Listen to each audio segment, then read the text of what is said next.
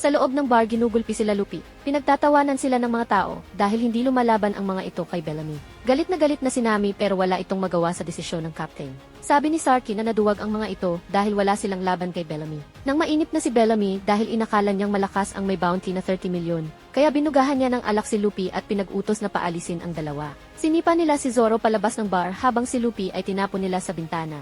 Sinubukan nilang bilihin si Nami para sumali sa kanilang crew. Pero tumanggi ang dalaga sa offer dahil pipitsugin lang raw sila Sarky. Pinagtawanan lang nila ang mga sinabi ni Nami habang tahimik lang sila Lupi at Zoro. Pinagutos ni Bellamy na umalis na ang mga ito sa bar at lumabas na si Nami na bit-bit ang dalawa na parang pusa. Naglalakad na silang palayo nang sabihin ng matabang balbaro na totoong merong Sky Island. Natigilan si Nami at kinumpronta ang lalaki. Tanong ng lalaking bungal na bakit ka nagagalit na nalo sa laban ang dalawa mong kasama nang hindi lumalaban. Bumangon na ang dalawa na akala mo ay walang nangyari. Sabi ng matabang balbaro, kay Lupi na ang tunay na pangarap ng mga pirata ay hindi maglalaho. Pinagtawanan naman ito ng mga tao sa paligid ng mga New Era Pirates. Kaparehas naman ni Lupi ng paniniwala ang matabang balbaro. Nagpaalam na ang lalaki habang pinagmamasdan lang siya ni Lupi. Tuluyan na rin umalis ang Straw Hat pabalik sa Going Merry. Habang naglalakad sila naiinis pa rin si Nami sa mga nangyari.